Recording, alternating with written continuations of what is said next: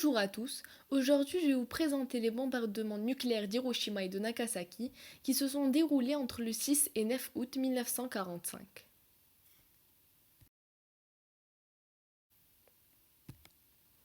Le 6 et 9 août 1945, dans le cadre de la guerre du Pacifique entre le Japon et les États-Unis, ces derniers prennent la décision de bombarder stratégiquement la ville industrielle et base militaire d'Hiroshima, puis Nagasaki, piliers du complexe militaro-industriel japonais. L'objectif est de renforcer le Japon à capituler. Et pour ce faire, les États-Unis utilisent pour la première fois de l'histoire la bombe atomique, une arme mise au point à partir de 1939. Néanmoins, des documents récents révèlent que ces destructions, comme celle de Dresde le 13 février 1945, avaient pour objectif d'impressionner les soviétiques, d'arrêter leur avance et marquer, en fait, le début de la guerre froide. Pour nous mettre dans le contexte, avant l'explosion des deux villes, le 27 septembre 1940, le Japon rejoint l'Axe en signant le pacte tripartite avec l'Allemagne et l'Italie. Il profite de la défaite française pour envahir l'Indochine. Confronté à l'embargo mis en place par les États-Unis, qui soutiennent la Chine, il se lance en 1941 à la conquête des pays d'Asie du Sud-Est pour s'emparer de leurs ressources. Le 7 décembre, il mène une attaque surprise sur la principale base navale des États-Unis dans le Pacifique. Située à Pearl Harbor dans l'archipel d'Hawaï, le bilan est lourd. 8 navires américains sont mis hors de combat, 188 avions sont détruits et 2400 soldats périssent. Le lendemain, les États-Unis déclarent la guerre au Japon. Dans le Pacifique, les États-Unis reconquièrent progressivement les différents archipels tenus par les Japonais. Les combats sont acharnés, notamment sur l'îlot d'Iwo Jima, où la quasi-totalité de la garnison japonaise meurt, plutôt que de se rendre, février-mars 1945. Les kamikazes multiplient les missions suicides en lançant leurs avions sur les navires américains. Pour accélérer la fin de la guerre et limiter leurs pertes, les États-Unis lancent 2 bombes atomiques sur Hiroshima le 6 août et Nagasaki le 9 août.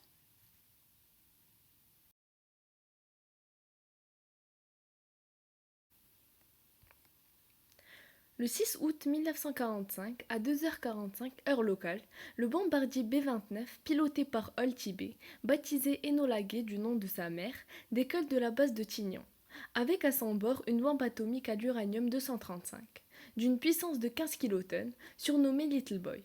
À 8h16 de seconde, heure locale, après 43 secondes de chute libre, la bombe explose à 600 mètres du sol, à la verticale de l'hôpital Shima, situé au cœur de l'agglomération d'Hiroshima, à moins de 300 mètres au sud-est du pont Eo, initialement visé car il est reconnaissable par son plan en.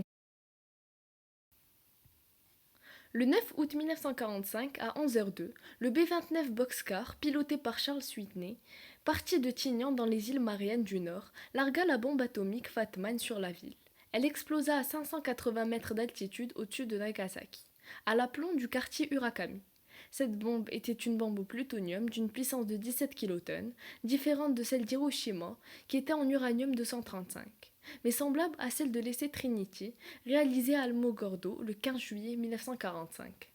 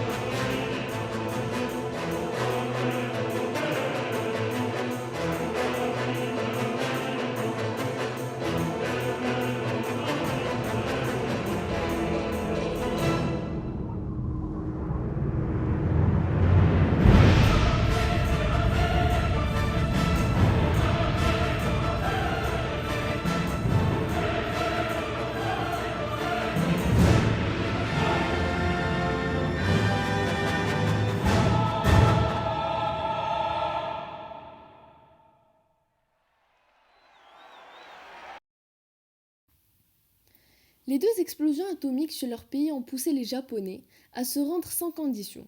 L'acte de capitulation a été signé le 2 septembre 1945 à bord du croiseur américain USS Missouri dans la baie de Tokyo.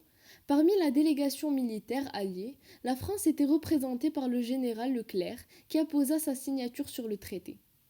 Les effets sur la santé ont été très importants sur l'immédiat et le long terme dans les zones visées.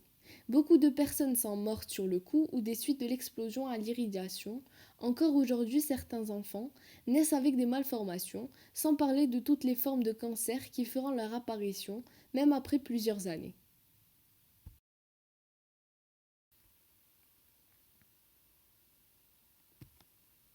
Au Japon, il y avait une fille nommée Sadako Sasaki. Et quand elle n'était qu'un bébé, une partie de son cerveau était affectée à cause de la bombe atomique. Alors, quand elle vieillit, elle tombe malade et a finalement dû abandonner l'école. Il y avait un mythe selon lequel si vous pliez un millier de grues en origami, tout souhait que vous choisirez deviendra réalité. Alors quand Sadako était à l'hôpital, elle a tenté de le faire. Elle a continué à plier et à plier. À un moment donné, elle s'est améliorée pendant une semaine et sa famille lui a donné une robe en soie qui est très chère et difficile à obtenir. Mais Sadako ne l'a pas remise en question. Après cette semaine, elle est tombée malade.